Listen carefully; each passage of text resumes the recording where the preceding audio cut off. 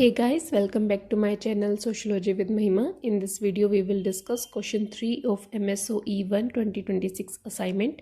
The question is compare and contrast Gandhi's and Tagore's ideas on education.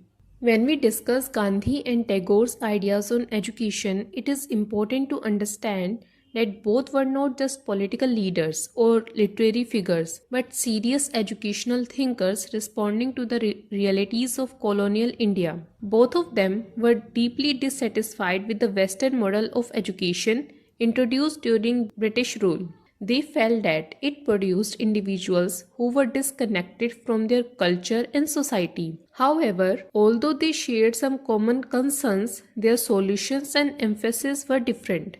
So, when we study them, we should look at both the similarities and the differences in their thinking. Let us first consider Tagore. His ideas were shaped by his own negative experiences in formal schools, which he found rigid, mechanical, and suffocating. He believed that education should not be reduced to memorizing textbooks and passing examinations.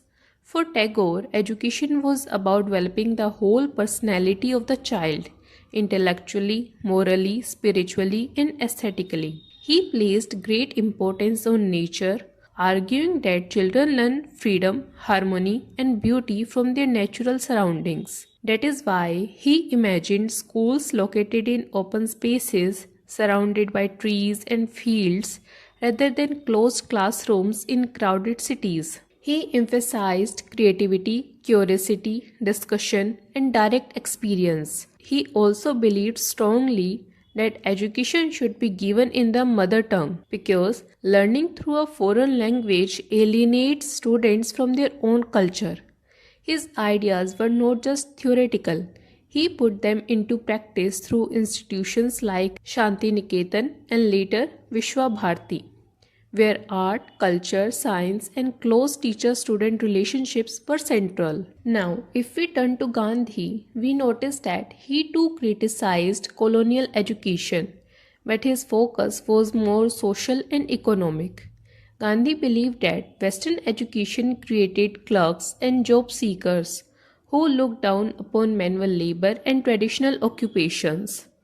This, according to him, deepened social inequality and weakened self-reliance. His concept of Nai Talim or basic education aimed to integrate productive work such as spinning, weaving or carpentry into the curriculum. For Gandhi, learning by doing was essential. He did not see crafts as mere physical activity. He believed they could stimulate intellectual growth by exploring their scientific and mathematical aspects.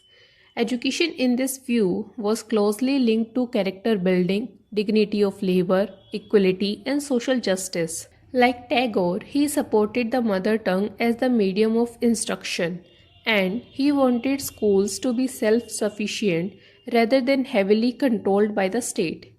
If we compare the two, we see clear common ground. Both rejected rote learning, examination-driven systems, and blind dependence on textbooks. Both emphasized moral development, freedom of thought, and connecting education with real life. However, Tagore's vision was more aesthetic and universal, focusing on art, creativity, and spiritual freedom, while Gandhi's approach was more practical and rooted in social reconstruction, economic self-sufficiency, and upliftment of the masses. In a way, their ideas complement each other.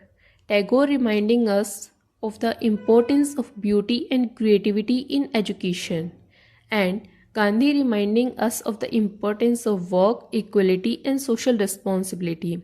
That's all for today's video. In the next video, we will discuss another question. So stay tuned. Thank you.